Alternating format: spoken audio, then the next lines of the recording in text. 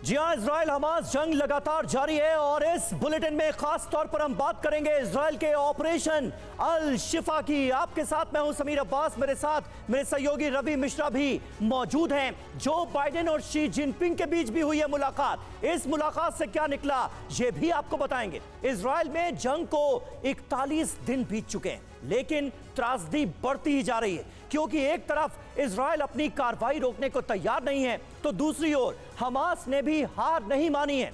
इस बीच अमेरिका में सबसे बड़ी मुलाकात हुई है, जो बाइडेन और जिनपिंग मिले।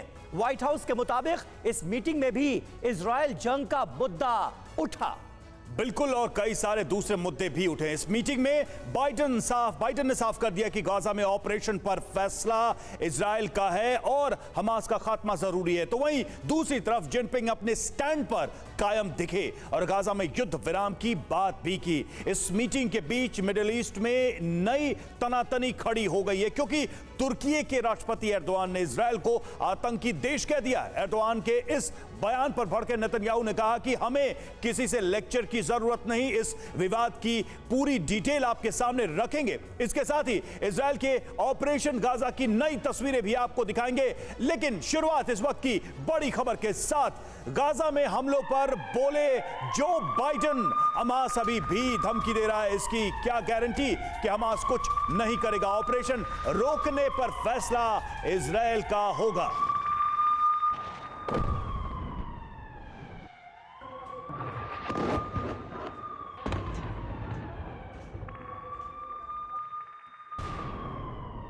देखिए, ये बड़ी खबर इस वक्त आपके सामने है। हमले पर फैसला इजराइल का होगा, ये साफ किया गया है। गाजा में हमलों पर बोले जो बाइडेन।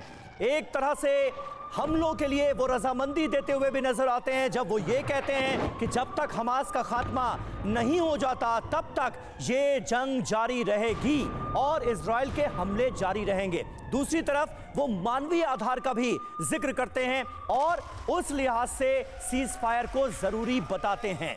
तो कुल मिलाकर जो अमेरिका का रुख है उसे भी डीकोड करने की जरूरत है। और गाजा में हमलों के साथ इजराइल को ऑपरेशन अल शिफा पर भी अमेरिका का साथ मिला है। बाइडेन ने खुद हमास पर सवाल खड़े किए हैं और अस्पतालों पर हमले को लेकर इजराइल का बचाव किया है। तो हमास युद्ध अपराधी है, यह बार बार बात कही जा रही है और एक बार फिर से इस बात को एस्टैब्लिश करने की कोशिश की गई। देखिए, अल शिफा अस्पताल पर क्या क्या कहा बाइडेन ने। एक तो उन्होंने कहा कि युद्ध अपराधी हमास, दूसरी तरफ अस्पताल का इस्तेमाल सही नहीं है। अस्पतालों का इस्तेमाल जिस तरीके से हमास कर रहा है, इसको लेकर भी बाइडेन ने कहा है। हमास ने बच्चों के सिर कलम किए, यह बाइडेन ने बात दोहराई है। और इजराइल ने अंधाधुंध बमबारी नहीं की, इजराइल को डिफेंड करते नजर आ रहे हैं बाइडेन। और मेडिकल स्टाफ को पहले चेतावनी दी गई थी, अस्पतालों में जरूरी मदद भी पहुंचाई गई। ये बाइडेन की तरफ से डिफेंड करते हुए कहा गया है। आईडीएफ के ज्यादा सैनिक नहीं घुसे, इजराइल ने सावधानी बरती अपने पूरे एक्शन और ऑपरेशन में। जी हां, तो अमेरिका का रुख जो है वो साफ तौर पर यह बता रहा है कि वो पूरी तरह से इजराइल के साथ खड़ा है और ऑपरेशन अल शिफा के लिए भी साथ मिला है इजराइल को अमेरिका का। अल शिफा अस्पताल में हमास के अड्डे के सबूत इस बीच आईडीएफ की तरफ से जारी किए गए। तलाशी के दौरान मिला हथियारों का जखीरा, हमास के लड़ाकों के सैन्य साजो सामान भी बरामद किए गए हैं। ये देखिए, तस्वीरें जारी की गई हैं आईडीएफ की तरफ से। आईडीएफ ने फिर अस्पताल में मिले हथियारों का जखीरा दिखाया है दुनिया को और अपने उस दावे को आईडीएफ पुख्ता करती हुई नजर आ रही है इन तस्वीरों के जरिए, जिसमें यह कहा गया था कि अस्पताल के बेसमेंट में, बंकर्स में, टनल्स में हमास ने अपने अड्डे बना रखे। और गाजा के अल शिफा अस्पताल में इजरायली सेना को और क्या क्या मिला है, यह खुद इजरायली सेना के प्रवक्ता ने अल शिफा अस्पताल के अंदर कैमरे पर बताया। सुनिए। It is definitely an MRI machine, and if you follow me behind the MRI machine, I'll show you what our troops exposed just minutes ago.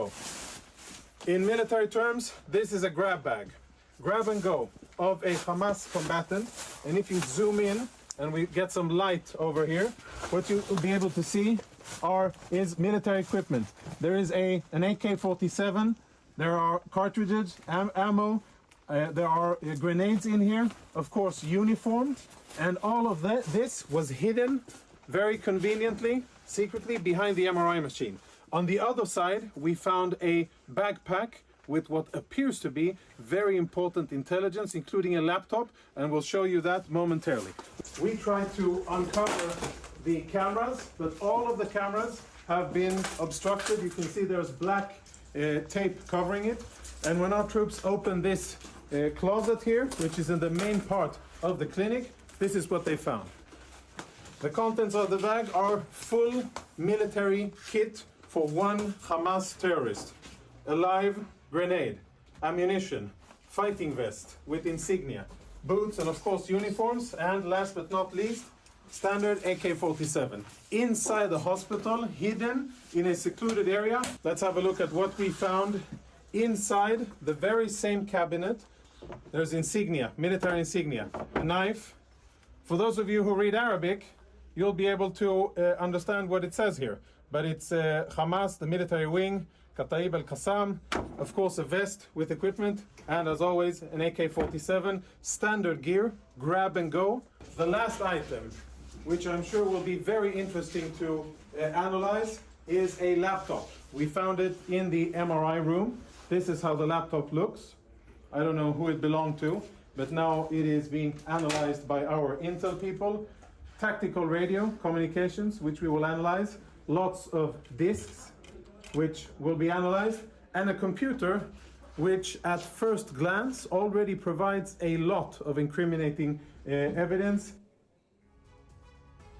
तो आपने ये रिपोर्ट देखी और दरअसल ये किसी और ने नहीं बल्कि आईडीएफ की तरफ से ही बनाई गई रिपोर्ट और दुनिया को दिखाई भी गई कि क्या क्या मिला अल शिफा में। और गाजा के सबसे बड़े अस्पताल अल शिफा पर आईडीएफ ने कब्जा कर लिया है। रंतसी हॉस्पिटल के बाद आईडीएफ ने अल शिफा हॉस्पिटल के अंदर भी कई बड़े खुलासे किए। हॉस्पिटल के अंदर रेड के बाद आईडीएफ को क्या क्या मिला, ग्राफिक्स के माध्यम से एक बार फिर से हम आपको दिखाने जा रहे हैं जो सबूत मिले। गाजा में अस्पताल जंग के मैदान में तब्दील कर दिए गए, अस्पतालों को वॉर सेंटर की तरह यूज किया गया। अल शिफा अस्पताल पर आईडीएफ का अब कब्जा हो चुका है और इसके बाद यह सबूत दुनिया के सामने आए। अस्पताल के नीचे टनल मिला, सुरंग मिला। यह सबसे बड़ा सबूत है क्योंकि यह सुरंग हमास का ऑपरेटिव सेंटर बन चुका है और सुरंग में बंकर हमास का हेडक्वार्टर मिला है। यह कहना है आईडीएफ का, यह दावा है आईडीएफ का। सबूतों के तौर पर, प्रमाण के तौर पर आईडीएफ ने इसे दुनिया को दिखाया है। हमास का कंट्रोल रूम यहां पर मौजूद था जहां से वॉर स्ट्रैटेजी कंट्रोल की जाती थी। और एमआरआई मशीन के पीछे क्या मिला? हथियार, ग्रेनेड, AK-47, ये सारी चीजें मिली। एमआरआई रूम में हमास लड़ाकों का लैपटॉप मिला है वहां पर और अस्पताल में कम्युनिकेशन सिस्टम भी पूरा बनाया गया था ताकि संपर्क में रहें सभी हमास के आतंकी एक दूसरे के। सीसीटीवी कैमरों को ढका गया था ताकि कहीं कोई तस्वीर न कैद हो जाए। मेडिकल किट में हथियार रखे गए थे, यानी कि उनको एक बैकपैक की तरह तैयार किया गया था ताकि उसको सीधे उठाकर यूज किया जा सके। हथियारों का जखीरा यहां पर मिला है अल शिफा हॉस्पिटल में आईडीएफ को और ये सारे सबूत एक वीडियो रिपोर्ट के तौर पर दर्ज करके आईडीएफ ने दुनिया के सामने रखा है। सबीर। बिल्कुल, और इस वक्त हमारे साथ दो खास मेहमान मौजूद हैं। मेजर जनरल संजय स्वाई हमारे साथ मौजूद हैं और एयर कॉमोडोर एसपी सिंह हमारे साथ मौजूद हैं। सिंह साहब, दोहा में हमास के एक बड़े नेता का इंटरव्यू में सुन रहा था। उसने ये कहा कि ये टनल्स, ये सुरंगें, ये हमने आम लोगों के लिए, आम नागरिकों के लिए थोड़ी बनाई, ये तो हमने हमास के लड़ाकों के लिए बनाई हैं। क्या इस तरह के वीडियोस अल शिफा अस्पताल से जो सामने रखे गए हैं आईडीएफ की तरफ से, इनके जरिए, इनके बेसिस पर इजराइल अमेरिका को यह समझा पाने में कामयाब रहा है कि अस्पतालों के अंदर घुसकर भी इस तरह का ऑपरेशन जरूरी है अगर हमास का खात्मा करना है? बिल्कुल, देखिए ये जो सुरंगें मिली हैं, अस्पताल के नीचे जो हथियार मिले हैं, ये बिल्कुल अनडाउटली प्रूव करता है कि हमास का पूरा कब्जा था और हमास ने यूनाइटेड नेशंस की जो सेटिंग्स हैं उसका फ़ायदा उठाया कि आप किसी भी युद्ध में किसी अस्पताल या रिलीजियस स्ट्रक्चर या स्कूलों पर कोई अटैक नहीं होगा, तो उन्होंने उसको अपना हथियार बना के, शील्ड बना के, उसी को ही इस पूरे यूएन के जो चार्टर है उसके अगेंस्ट इसको यूज़ किया। और इसमें अभी किसी को कोई शक नहीं होगा कि हमास ने जो किया है वो बहुत ही गलत किया है, इसलिए उनका खत्म होना बहुत ज़रूरी है। यानी हमास को ये पता था ना कि अगर हम अस्पताल के अंदर इतना बड़ा सेंटर बना रहे हैं तो ऊपर जो मरीज यहाँ पर इलाज कराने के लिए आएंगे सैकड़ों की संख्या में, वो भी ऑपरेशन में मारे जा सकते। बिल्कुल बिल्कुल, ये बात हमास पूरी तरह जानता है, इसलिए बार बार देखिए कहा जा रहा है कि जो भी पैलेस्टीनियन सिविलियंस के साथ बुरा हो रहा है, उनका कोलेटरल डैमेज हो रहा है, उसकी रिस्पॉन्सिबिलिटी सिर्फ और सिर्फ हमास की है। बिकॉज हमास ने जानते बूझते हुए ये सब कार्य किया। उसको मालूम था कि ये अस्पताल में शायद अटैक नहीं होगा, लेकिन अटैक हुआ तो सिविलियंस की उनको नुकसान होगा, ये बात जानते हुए उन्होंने ये किया। आप देखिए उन्होंने कितने पूरा नीचे पूरा कंट्रोल सेंटर सेटअप किया, हथियारों को मेडिकल बैग में छुपा के रखा, इससे बुरा क्या हो सकता है। तो ये सारी जो कारस्तानी है हमास की बिल्कुल इंडिकेट करता है कि वो बिल्कुल पूरी सिंह तरह साहब से आप प्रिपेयर्ड सही थे। कह रहे हैं और फिलहाल लगातार इस तरह के वीडियोस के आने का सिलसिला भी जारी है। आईडीएफ की तरफ से कम इन तस्वीरों के आधार पर, वीडियोस के आधार पर यही दावा किया जा रहा है कि देखिए कैसे बड़े बड़े सेंटर्स बनाकर रखे गए थे अस्पतालों के अंदर भी। इस बीच अल-शिफा में हमले पर भड़का है जॉर्डन ने कहा यूएन कुछ नहीं कर पा रहा, लगातार अंतरराष्ट्रीय नियमों का किया जा रहा है उल्लंघन। और यह कहा है जॉर्डन ने अल-शिफा हॉस्पिटल को जिस तरह से निशाना बनाया गया है, जिस तरह से इजरायली फोर्सेस अस्पताल के अंदर दाखिल होती हैं, फ्लेयर्स छोड़े जाते हैं, मरीज जो वहां पर भर्ती थे उनमें भगदड़ मच जाती है, ये वीडियोस इस वक्त दुनिया को दहला रहे हैं। लेकिन आईडीएफ का यह कहना है कि हमारे पास और कोई ऑप्शन नहीं है, क्योंकि हमास ने ऐसे अस्पतालों को अपना अड्डा बनाकर रखा हुआ है। लेकिन जॉर्डन यह कह रहा है कि यूएन नाकाम साबित हुआ है, कुछ नहीं कर पा रहा है और इजराइल लगातार अंतर्राष्ट्रीय नियमों का उल्लंघन कर रहा है।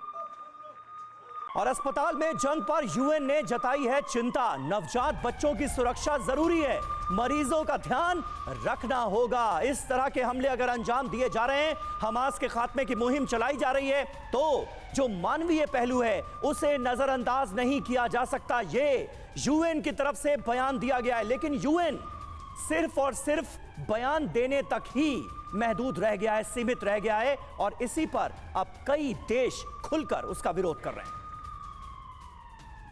और लेकिन इन सब के बीच अल-शिफा पर के हमले पर विरोध में है WHO। और देखिए अस्पताल पर हमला मंजूर नहीं, ये विश्व स्वास्थ्य संगठन यानी WHO की तरफ से कहा गया है। किसी भी हाल में बमबारी रुकनी चाहिए, गाजा को तत्काल मदद की जरूरत, कहना है WHO का। WHO की तरफ से इस हमले की, हॉस्पिटल पर हमले की निंदा की गई है और इसे रोकने की वकालत की गई है।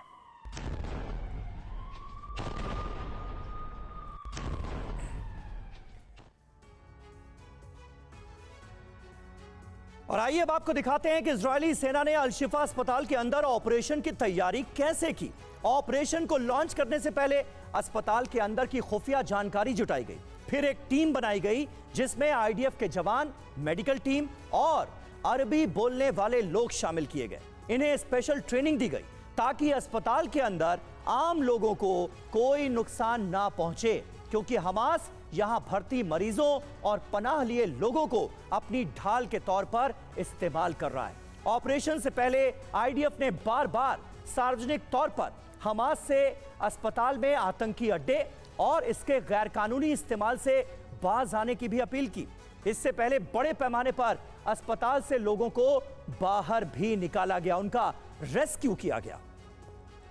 अस्पताल के स्टाफ से लगातार बातचीत की जा रही थी। अस्पताल में छिपे सभी हमास के लड़ाकों से सरेंडर करने की अपील की गई। आईडीएफ ने ऑपरेशन शुरू करने से पहले गाजा प्रशासन को इस बात की जानकारी दी कि अस्पताल के अंदर उसकी सैन्य गतिविधि 12 घंटे में पूरी हो जाएगी। फिर अस्पताल के एक खास इलाके में तय योजना के मुताबिक ऑपरेशन शुरू किया गया। तो अच्छी खासी तैयारी की गई थी इस ऑपरेशन को अंजाम देने के लिए। लेकिन संजय सॉय साहब, फिर भी इजराइल के इस एक्शन पर सवाल तो उठ रहे हैं। आईडीएफ की तरफ से जो जवाब दिए गए हैं उसको क्या आप मानते हैं कि कहीं ना कहीं इस वक्त जो विरोध हो रहा है इजराइल के फैसले का, उसका जवाब देने में ये जो जवाब दिए गए हैं ये कुछ रंग लाएंगे? और जो एक दाग लगता हुआ नजर आ रहा है कि भाई इजराइल तो भले ही लड़ाई एक नॉन स्टेट एक्टर से हो रही है, हमास से हो रही है, लेकिन इजराइल तो एक जिम्मेदार देश है, उसके पास एक प्रोफेशनल आर्मी है। तो जो आर्मी के रवैये पर सवाल उठ रहे हैं उसका जवाब मिला क्या?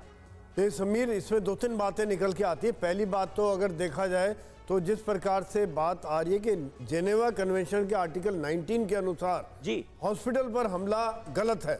हॉस्पिटल, मंदिर, मस्जिद, रिलीजियस प्लेसेस पे हमले नहीं किए जा सकते। लेकिन अगर उन जगहों का इस्तेमाल कोई दूसरी पार्टी वेपन रखने के लिए या वहाँ से फायर करने के लिए इस्तेमाल करती है तो उसके ऊपर एक हमला जायज़ हो जाता है। तो एक तो बात ये हो गई यहाँ पर, इसका ये तोड़ इस प्रकार से। दूसरी बात, एक बार नहीं अनेकों बार इजराइल ने मौका दिया, जैसे पर्चे गिराए, मैसेज दिए और बल्कि डीजल देने की कोशिश की जिसको लिया नहीं गया, मरीजों को निकलने के लिए बार बार अपील की ताकि अगर लड़ाई खाली हो तो हमास के आतंकवादियों के साथ हो। तो ये कई बार अपील करने के बाद भी अगर उनको नहीं जाने दिया गया है तो यहाँ पर एक बात निकल के आती है कि अपराधी कौन है इनसे अगर नरसंहार होता। हालांकि इजराइल ने, मैं ये मानता हूँ कि बहुत अल शिफा के मामले में खास तौर से देखा जाए तो बहुत कंट्रोल रखा है। चारों तरफ से टैंकों से घिरा हुआ था, चाहते तो आधे घंटे में, 1 घंटे में अल शिफा को मटियामेट कर सकते थे। और इसमें सर सबसे बड़ी बात यह है कि आईडीएफ की तरफ से अस्पतालों को लेकर जो भी सबूत दिए गए, चाहे वीडियो दिखाई गई हो, चाहे दावे किए गए हों, उसको अभी तक हमास की तरफ से या हमास के समर्थकों की तरफ से बहुत ज्यादा काउंटर नहीं किया गया कि ये वीडियो प्लांटेड है या गलत है। उसका भी हमें इंतजार है कि उनकी तरफ से क्या कहा जाता है। और देखिए अल शिफा के डायरेक्टर का बयान सामने आया है, बिजली, पानी, ऑक्सीजन कुछ भी नहीं है।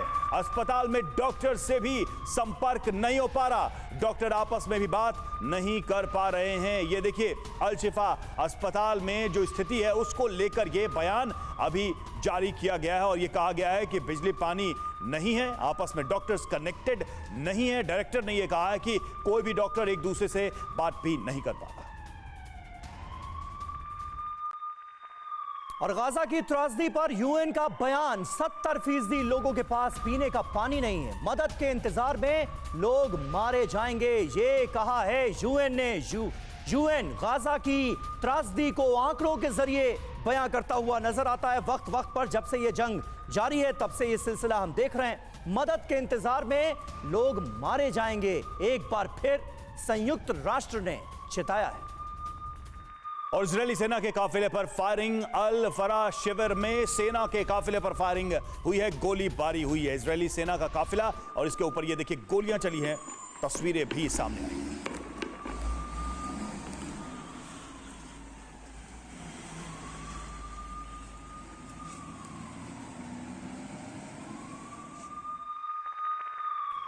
और इस बीच एक और बड़ा डेवलपमेंट है, तुर्की और इजराइल की सीधी टक्कर हमें नजर आ रही है। इजराइल के पास एटम बम है, गाजा के लोगों को परमाणु धमकी दी गई है। नेतन्याहू आपका अंत करीब है, इजराइल अपने खात्मे की ओर है। ये सारे आक्रामक बयान जानते हैं किसके हैं? तुर्की के राष्ट्रपति एर्दोगन के हैं। ये बयान इजराइल को सीधे सीधे चेताते हुए वो नजर आ रहे हैं, वार्निंग देते हुए वो नजर आ रहे हैं। और चलिए अब आपको बताते हैं कि तुर्की और इजरायल का विवाद किस हद तक बढ़ गया है। एर्दोगान के बयान और नेतन्याहू का जवाब बताता है कि हालात विस्फोटक हो गए हैं। सबसे पहले आप देखते हैं जो बयान आया एर्दोगान की तरफ से, इजरायल एक आतंकी मुल्क है, टेररिस्ट स्टेट कहा है सीधे तौर पर। तो इजरायल की तरफ से जवाब है कि तुर्की आतंकी ग्रुप के साथ खड़ा है। एर्दोगान का कहना है कि इजरायल गाजा का विनाश चाहता है, तो वहीं नेतन्याहू कह रहे हैं कि कई ताकतें आतंकी हमास का साथ दे रही हैं, वो अपनी तरफ से यह तर्क दे रहे हैं। एर्दोगान कहते हैं लोगों के साथ पूरे गाजा को मिटाने की कोशिश। वहीं इजरायल की तरफ से कहा गया कि इजरायल को आतंकी देश कहा लेकिन हमास का साथ दिया, यह तर्क दिया जा रहा है नेतन्याहू की तरफ से। एर्दोगान कहते हैं परमाणु बम की धमकियां दी जा रही हैं। नेतन्याहू कहते हैं ऐसे लोगों से लेक्चर की जरूरत नहीं है हमें। एर्दोगान का बयान, कितने भी परमाणु बम हों लेकिन इजरायल का अंत करीब है। तो नेतन्याहू कह रहे हैं कुछ भी हो जाए हम अपना मकसद पूरा करेंगे, यानी हमास का खात्मा करके रहेंगे, जो सबसे पहले उन्होंने अपना बयान भी दिया था, लक्ष्य भी बताया था। सिंह सर, क्या यह सिर्फ बयान है या फिर इन बयानों में गंभीरता भी है? क्योंकि युद्ध को रोकने या एक दूसरे पर हमला करने की हिम्मत कोई नहीं जुटा पाया है अभी तक। अगर देखा जाए ग्राउंड पर तो लड़ाई इजरायल और नॉन स्टेट एक्टर्स, चाहे वो हमास हो या हिजबुल्लाह हो, उनके ही बीच है। बिल्कुल, देखिए दो चीज़ें इसमें। पहले तो मैं एक लाइटर में मैं कहना चाहूँगा, आपने भी बोला United Nation Organisation UNO, actually उनका भी नाम बदल के अपना रखना चाहिए डीएनओ, डिवाइडेड नेशन ऑर्गेनाइजेशन। अब वो यूएनओ रहा ही नहीं। अब आते हैं बात तुर्की पर। तुर्की और ईरान जो हैं दोनों जो हैं मुस्लिम उम्मा के, इस्लामिक उम्मा के नेता बनना चाहते हैं इस पूरे वर्ल्ड में। इतने देश हैं, उसके लिए ऐसी बयानबाजी सामने आएगी। दोनों ही बयानबाजी करते रहेंगे लेकिन सामने से नहीं आएंगे, क्योंकि उनको दोनों को मालूम है कि जो इजराइल की ताकत है वो बहुत ही ज़्यादा है। इजराइल उनका पूरा अपना मकसद में कामयाब होगा, लेकिन अपनी अपनी यहाँ पर जो उनकी कंस्टिट्यूएंसीज हैं, अपने लोग हैं, उनको लुभाने के लिए, उनको दिखाने के लिए कि हम बिल्कुल एक जो है अपना मुस्लिम देशों के जो पूरा एम है उसके साथ हैं, उसके लीडर हैं, ये बयानबाजी चलती रहेगी। ईरान जो है पीछे से तीनों एच को, दैट इज हिजबुल्लाह को, हमास को और हुती को पूरी आर्म्स की सपोर्ट दे रहा है, और इसमें तुर्की जो है अपने आप को पीछे पा रहा है। इसलिए तुर्की अपनी जगह बनाने के लिए बाइडेन जिनपिंग की जो मुलाकात हुई उसमें बाइडेन भी जिनपिंग को यह बताते नजर आए कि तुर्की अगर आगे बढ़ता है तो अमेरिका भी फिर इस जंग में कूद पड़ेगा। तो ये एक डर भी दिखाने की कोशिश की। एब्सोल्युटली, बिल्कुल। देखिए बिल्कुल। और देखिए इस बीच कलकलिया में इजरायली सेना की कार्रवाई सामने आई है। हमास समर्थकों के खिलाफ बड़ा एक्शन लिया गया है। हमास समर्थकों और इजरायली फोर्स में गोलीबारी की भी खबर है।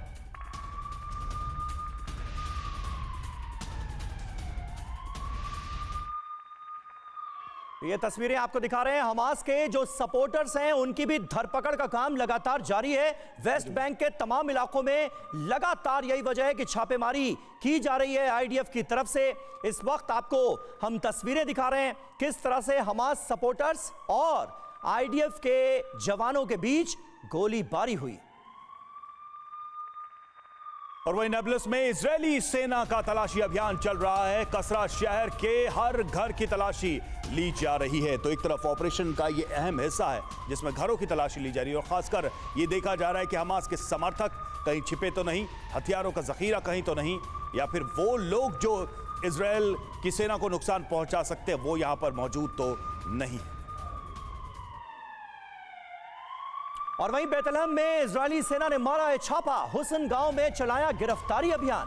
हमास के सपोर्टर्स को यहां से भी किया गया है गिरफ्तार।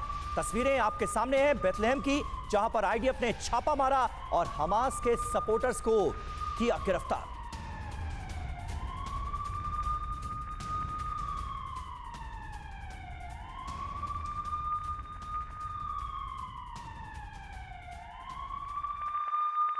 और वहीं बाइडेन की नेतन्याहू को चेतावनी, गाजा पर गलती न करने की सलाह दी है। गाजा पर अपने प्रस्ताव पर अड़ा अमेरिका को इजरायल ने अपना प्लान बताया। इजरायली प्लान से अमेरिका सहमत नहीं है।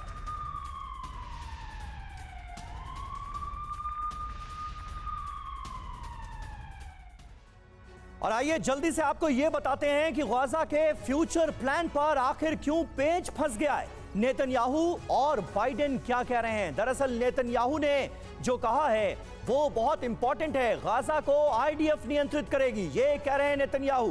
गाजा पर कब्जा बड़ी गलती साबित होगा, ये बार बार बताते नजर आ रहे हैं जो बाइडेन। वो कहते हैं 2 राष्ट्र समाधान एकमात्र रास्ता है, 2 नेशन थ्योरी जो है उस पर ही अमल करना चाहिए, ये बार बार अमेरिका बता रहा है। इजराइल अपने प्लान पर विचार करे, यानी गाजा पर जंग जीतने के बाद कब्जा ना किया जाए और गाजा को नियंत्रित करने की बात इजराइल ना करे।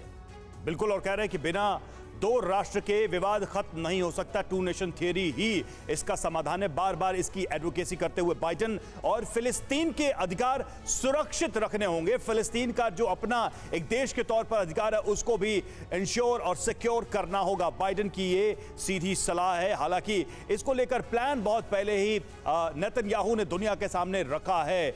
सोई सर, आप किसे देखते हैं, किस तरह से देखते हैं? एक तरफ तो बाइडेन जो हल बता रहे हैं और दूसरी तरफ जो इजराइल ने एक प्लान ऑलरेडी डिस्क्लोज कर दिया है कि कैसे गाजा को आगे आने वाले समय में वो ऑपरेट करने वाला है। देखिए, ऐसा है कि मैं समझता हूँ कि बाइडेन ने बहुत ही अच्छी बात की यहाँ पे। कहीं ना कहीं पैलेस्टीन लोगों का सोचना दुनिया को बहुत ज़रूरी है। ये नहीं कह सकते कि एक हमास और पैलेस्टीन में डिफरेंस और फ़लस्तीन लोगों का अधिकार, उनको रहने का एक हक जो है वो भी बहुत ज़रूरी है। भारत भी इसका समर्थक है और जब तक ये जगह नहीं दी जाएगी इसका लॉन्ग टर्म फैसला नहीं होगा। क्योंकि अगर हम कहें कि खाली हिंसा के द्वारा हमास को ख़त्म करके ये प्रॉब्लम ज़िंदगी भर के लिए ख़त्म हो जाएगी तो ये नहीं हो सकता। ये विचारधारा चलती रहेगी जब तक कहीं ना कहीं एक सूदिंग इफेक्ट, जो मरहम जिसको कहते हैं, वो नहीं लगाया जाएगा, उनको एक इज्जत के साथ जीने का हक नहीं मिलेगा, तब तक ये बात इसी प्रकार से चलती रहेगी। ये बहुत अच्छी बात है। और अगर वो कह रहे कि गाजा पे हम कब्जा करके हम चलाएंगे तो भूल जाएंगे यहाँ पर कभी शांति होगी। बिल्कुल, ये बहुत इंपॉर्टेंट मैसेज अमेरिका की तरफ से भी दिया गया है और भारत का भी फिलिस्तीन के मसले पर यही रुख हमेशा से रहा है और भारत ने भी अपने इस स्टैंड को दोहराया है हालिया बयानों में। और इस बीच देखिए, गाजा में इजरायली फोर्स के ताबड़तोड़ हमले हुए हैं, हमास के ठिकानों पर बरसाए गए हैं बम। ये बड़ी खबर आपके सामने, गाजा में आईडीएफ के ताबड़तोड़ हमलों से जुड़ी। ये देखिए किस कदर जबरदस्त एक्शन अभी भी गाजा में ग्राउंड पर नजर आ रहा है आईडीएफ का, और हमास के ठिकानों को चुन चुन कर किया जा रहा है बर्बाद।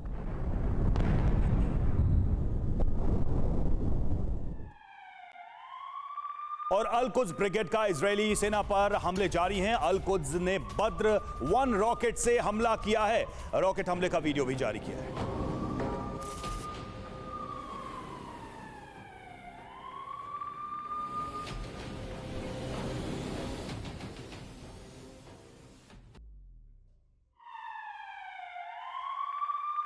और इजरायली सेना की कार्रवाई के दौरान ब्लास्ट हुआ है। ब्लास्ट में इजरायली सेना के 2 बुलडोजर तबाह हो गए हैं। इसका वीडियो अब हम आपको दिखाने जा रहे हैं। अल कुद्स में दरअसल आईडीएफ के बड़े एक्शन के दौरान ही यह विस्फोट हुआ और आईडीएफ के 2 बुलडोजर उड़ गए।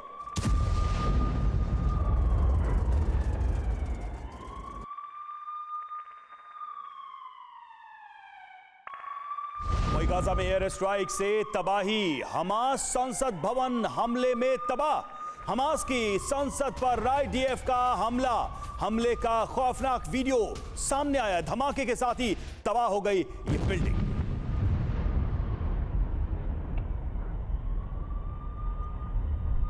तो ये देखिए किस तरह एक ही धमाके में ये पूरी की पूरी बिल्डिंग तबाह हो गई। संसद, जो हमास का संसद पार्लियामेंट था पहले, उस पर कब्जे का एक फोटो जारी करके, एक तस्वीर जारी करके ये बताया गया दुनिया को कि इस पर हमारा नियंत्रण है। और अब ये दूसरा वीडियो जिसमें इस पूरी बिल्डिंग को ही उड़ा दिया गया।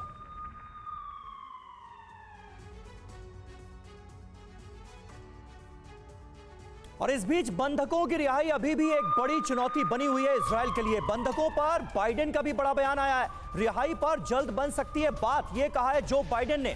कतर से मिले हैं सकारात्मक संकेत, इसका जिक्र किया गया है अमेरिका की तरफ से। बंधकों के जल्द रिहा होने की उम्मीद अमेरिका की तरफ से जताई गई है और कतर जिस तरह से लगातार इस मसले को लेकर मध्यस्थता कर रहा है, कतर से उम्मीद अमेरिका को भी नजर आ रही है।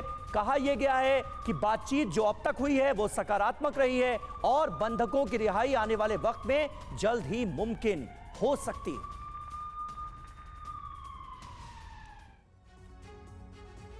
और गाजा में जारी जंग आखिर कब रुकेगी, उतना ही अहम सवाल है कि हमास की कैद से रिहाई इन बंधकों की कब होगी। लंबे इंतजार के बाद अब जाकर पॉजिटिव संकेत मिलते नजर आ रहे हैं। इस बीच बंधकों से जुड़ी ये अहम डिटेल भी आपको दे देते हैं, ये बड़ा जरूरी है। बंधक देखिए अभी भी हमास के कब्जे में हैं। 41 दिनों से 240, लगभग 240 बंधक हमास की कैद में हैं, गाजा में ही हैं। नॉर्थ गाजा से क्या उन्हें भी साउथ गाजा शिफ्ट कर दिया गया है या अभी भी वो नॉर्थ गाजा में, किसी को पता नहीं है। और ये 40 देशों के नागरिक हैं, सिर्फ इजरायली नागरिक नहीं है, अलग अलग देशों के भी नागरिक इसमें शामिल हैं। स्वाय साहब, किस तरह से बंधकों की रिहाई मुमकिन होगी, क्योंकि वक्त वक्त पर बहुत चिंताजनक बयान हमास की तरफ से भी दिया जाता है जब यह बताया जाता है कि इजराइल जिस तरह से ताबड़तोड़ हमले कर रहा है गाजा में, उसमें काफी बंधकों की जानें भी जा रही। नहीं, बिल्कुल, यहाँ पर देखा जाए तो होस्टेज जो बंधक हैं ये एक बहुत बड़ा चैलेंज है इजराइल के लिए और पूरे विश्व के लिए। और खास तौर से जब 40 देशों के वहाँ पर बंधक हों तो और इसकी बातचीत कहीं निकल के नहीं आ रही है। हालांकि बैक चैनल में कतार में बातचीत चल रही है कि इसका क्या फैसला निकाला जाए, लेकिन मैं ये मानता हूं कि अगर छोड़ेंगे भी तो पहले बाकी देशों के बंधक छोड़े जाएंगे और शायद अमेरिकन और इजरायली बंधक सबसे लास्ट में छोड़े जाएंगे, क्योंकि रशिया के हैं, थाईलैंड के हैं, नेपाल के हैं, इन लोगों को छोड़ दिया जाए शायद।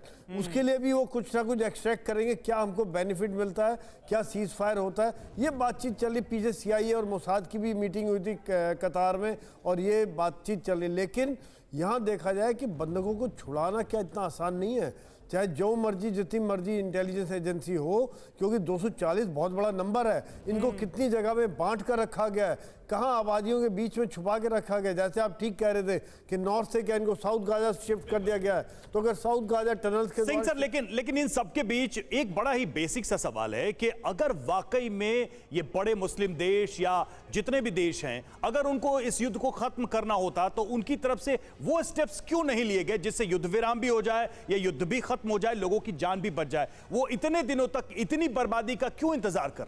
देखिए, ये जो है मुस्लिम देश वो भी बटे हुए हैं आपस में।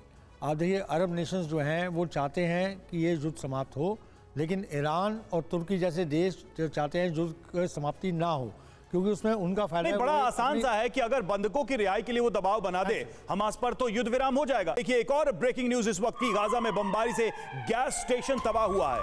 बमबारी के बाद लगा मलबे का ढेर। तस्वीरें भी हम आपको दिखाएंगे। इस गैस स्टेशन की बर्बादी की तस्वीरें आप देखिए। बमबारी हुई और उसमें यह गैस स्टेशन पूरी तरह से तबाह हो गया। मलबा ही मलबा यहां पर नजर आ रहा है। और एक बड़ी खबर इस वक्त नॉर्थ गाजा से आ रही है। उत्तरी गाजा में IDF का भीषण हमला जारी है। बेत लाहिया में इजराइल ने दागे गोले। फिलिस्तीनी मीडिया ने जो दावा किया है वो बड़ा है। दावा यह किया गया है कि फास्फोरस बम के जरिए इस ताजा अटैक को अंजाम दिया गया। ये देखिए, तस्वीरें आपके सामने हैं ताजा हमले के बाद की, जब हमले के बाद हर तरफ धुएं का गुबार नजर आया और लोग इधर उधर भागकर अपनी जान बचाने के लिए बेताब दिखे।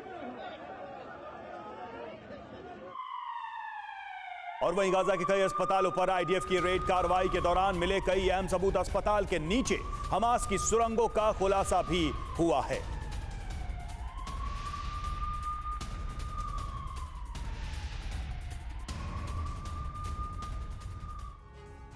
और वहीं बंधकों पर हमास के रुख को लेकर एक बहुत बड़ी खबर सामने आ रही है। 50 से 70 बंधकों को छोड़ने के लिए तैयार हो गया है हमास। हमास ने कहा इजराइल ने लगाया अड़ंगा, एक तरफा डील चाहता है इजराइल।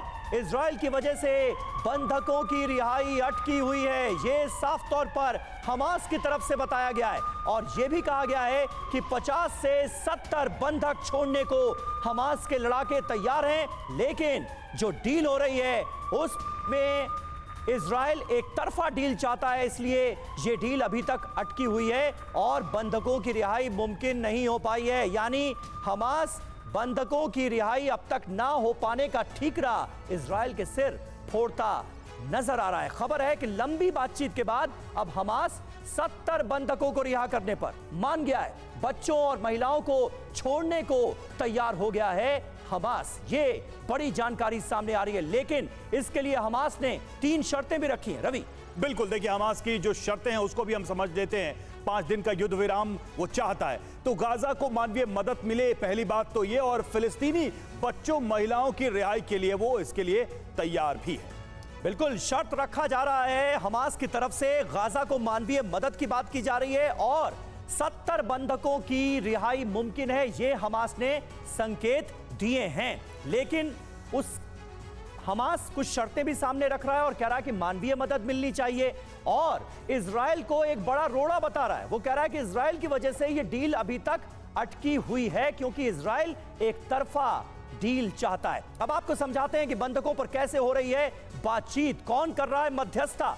जब हम इस सवाल का जिक्र करते हैं तो जवाब है ये, कतर, जिसे अमेरिका का भी बहुत क्लोज अलाई माना जाता है, वो मध्यस्थता करता हुआ नजर आ रहा है। किसके बीच? हमास और इजराइल के बीच, क्योंकि हमास के जो सबसे बड़े लीडर्स हैं वो कतर की राजधानी दोहा से ही अपना सारा कारोबार चलाते हैं। हमास की पॉलिटिकल विंग से बात की जा रही है और इजराइल में मोसाद के जरिए इस डील को आगे बढ़ाया जा रहा है। कतर कर रहा है मध्यस्थता और कतर ने यह भी कहा था कि जो बंधक अब तक छोड़े गए हैं वो हमारे मीडिएशन की वजह से ही मुमकिन हुआ। बिल्कुल समीर, और देखिए इसमें ईरान और हिजबुल्लाह की बात करें तो रणनीतिक सहयोग ईरान की तरफ से आ रहा है। हिजबुल्लाह के सलाहकार भी इसमें मौजूद हैं। अमेरिका की भूमिका की बात करें, CIA की सीधी भूमिका है। और फ्रांस की बात करें तो कतर को यह सहयोग कर रहा है क्योंकि फ्रांस को भी अपने नागरिकों को छुड़ाना है। तो ये सारी बातचीत इस तरीके से चल रही है। लेकिन कुल मिलाकर संजय सोई सर, कुल मिलाकर हमास ये आरोप फिर से इजराइल पे लगा रहा है कि इस बातचीत में असली रोड़ा तो इजराइल है, असली बाधा तो इजराइल है, जबकि इजराइल के ही लोग सबसे ज्यादा बंधक हैं इस वक्त। ये कैसे मुमकिन है? नहीं, बिल्कुल ऐसे रवि आरोप प्रत्यारोप लग रहे हैं और बंधकों के छुड़ाने की बातचीत चल रही है। जैसे भी 70 बंधक की बात हुई है, जैसे मैं थोड़ी देर पहले बोला था कि CIA मोसाद की बातचीत वहाँ पे हुई है। अब ये मोसाद और इनकी पॉलिटिकल लीडरशिप की बात है। लेकिन क्या इजराइल के बंधक छोड़ेंगे या नहीं छोड़ेंगे? दूसरी बात, शायद मुझे खबर मिली थी कि 5 दिन का सीज फायर मांग रहे थे ये, जो इजराइल देने को बिल्कुल भी राजी नहीं था। इजराइल ने शायद कहा कि 3 दिन का मान लीजिए। ये जो इशू है ये भी क्योंकि इजराइल सर, और कहा तो ये भी जा रहा है ना कि इजराइल की टॉप प्रायोरिटी बंधकों को छुड़ाना नहीं बल्कि हमास का खात्मा है, इस जंग को जीतना है। नहीं, बिल्कुल आप देखिए, अगर बंधक का डर होता तो इजराइल हमले ही नहीं करता। अगर बंधक का डर तो पहले दिन से हमास ने कहा था हमारे ऊपर हमले हुए, हम बंधकों को मार देंगे। इजराइल घुस गया अंदर, ईरान ने वार्निंग दी, नसरुल्लाह ने वार्निंग दी, इजराइल घुस गया अंदर। अल शिफा के लिए बात हुई, इजराइल घुस गया अंदर। तो ये बातों को, उस डर को तो इजराइल ने साइड में कर दिया, क्योंकि उसकी वजह से अगर होता तो ये ऑपरेशन ही नहीं शुरू होते। तो ये बात देखते हुए इजराइल की दृढ़ शक्ति एक है कि हमने हमास को खत्म करना है। अब बंधक तो अगर छुड़ाना भी उद्देश्य है, भी मैं यहाँ शब्द पे जोड़ देना हूँ, क्योंकि उनको छुड़ाना एक बहुत बड़ी चीज़ है। लेकिन उसके लिए एक प्रेशर बिल्डअप जो होता है, जो डिप्लोमेटिक बात के लिए सेना के द्वारा उस स्टेज पर ले आते हैं, इनकी कमर तोड़कर उनकी स्टेज पर लाओ कि हाँ बातचीत करो, नेगोशिएटिंग टेबल पर आओ, तब हम बातचीत करेंगे। होस्टेज आपको छोड़ने पड़ेंगे और उसके बाद जो कंडीशंस है नेचुरली वो भी कुछ कंडीशन मांगेंगे, पैलेस्टीनियन को छुड़वाएंगे, वो बातचीत फिर नेगोशिएटिंग टेबल बाद में चलेगी। बिल्कुल बिल्कुल, और यही वजह है कि इसके लिए इजराइल तैयार नजर नहीं आ रहा है, 5 दिन के सीज फायर के लिए भी तैयार नहीं है। इसीलिए हमास ये कह रहा है कि भाई एक तरफा डील चाहता है इजराइल। इस बीच गाजा में पूरा कम्युनिकेशन ब्लैकआउट हो गया है। बमबारी से गाजा में संचार सेवाएं ठप हो गई हैं। गाजा की टेलीकॉम कंपनियों का बयान सामने आया है, कई इलाकों में हमारे जनरेटर बंद हो गए हैं, ये साफ तौर पर बताया गया है। तो टेलीकॉम सेवाएं जो हैं वो पूरी तरह से ठप होने की कगार पर पहुंच गई हैं। गाजा के अंदर कई इलाकों में जनरेटर्स तक बंद हो चुके हैं।